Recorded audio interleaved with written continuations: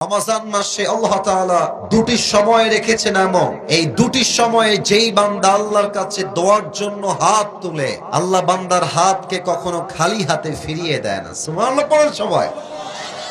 দুই সময়ে বান্দার দোয়া আল্লাহর কাছে করার সাথে সাথেই কবুল হয়ে যায়। আল্লাহ তাআলা বলছেন, ওয়া ইযা সাআলাকা ইবাদি আন্নী ফাইন্নী করিব, ও আমার বান্দা তুই আমার কাছে চা, আমি তোর কাছেই আছি। তুই চাইতে দেরি হবে, আমি আল্লাহ দিতে মোটেও দেরি হবে না। সুবহানাল্লাহ পড়েন সবাই।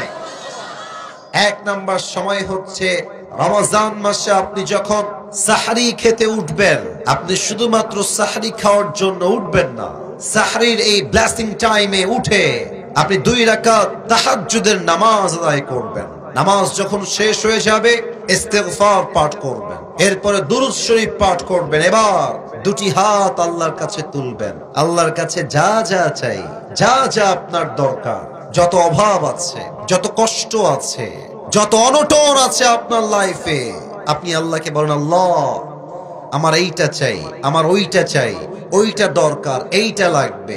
সাহরির সময় উঠে যেই বান্দা আল্লাহর কাছে চাইতে পারে, আল্লাহর হাবিব বলেছেন সাহরির সময়ের কোন দোয়া, তাহাজ্জুদের জায়নামাজের কোন দোয়া আল্লাহ কখনো খালি হাতে ফিরিয়ে দেয় না। সুবহানাল্লাহ পড়েন সবাই।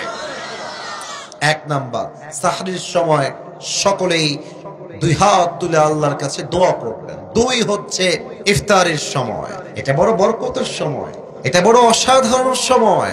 আমরা ইফতারের সময় বসে বসে অনেকে টাইম দেখে সময় নষ্ট করি, অনেকে ফেসবুকে টাইম লস করি, অনেকে ইউটিউবে টাইম ওয়েস্ট করি। এটা বড় বরকতপূর্ণ সময়।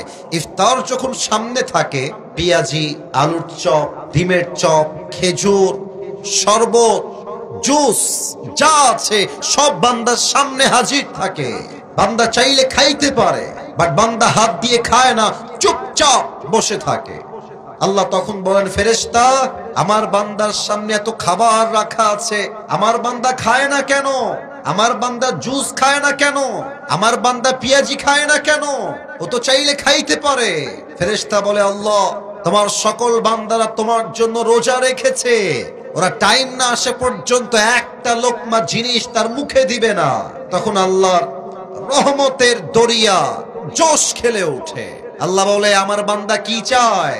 শোনো ফেরেশতা, আমার বান্দা এখন যা চাইবে আমি আল্লাহ তার প্রত্যেকটা চাওয়াই কবুল করে নেব।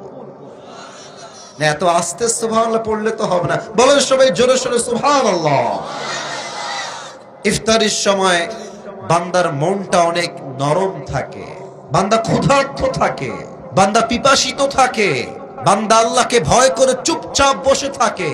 বান্দার দিল যখন নরম হয়ে যায়, বান্দা যখন ক্ষুধায় তৃষ্ণায় ছটফট করে, তাও পানি পান করে না, পেঁয়াজি মুখে দেয় না, আলুর চপ মুখে দেয় না, জাস্ট বিকজ অফ আল্লাহ সুবহানাহু ওয়া তাআলা, আল্লাহর জন্য কোনো কিছু শেখায় না। আল্লাহ বলছে, বান্দা ইফতারি নিয়ে আমার কাছে হাত তোল, যা চাবি আমি আল্লাহ তোকে তাই দান করে দিব। সুবহানাল্লাহ। অতএব রমজান মাস সামনে আসছে, আমরা এই দুটি সময়ে যেন দোয়া মিস না করি। সবাই বলেন আওয়াজ করে ইনশাআল্লাহ। আল্লাহ আমাদের সকলের দোয়াকে তুমি কবুল করে নিও। পড়েন সবাই আমিন।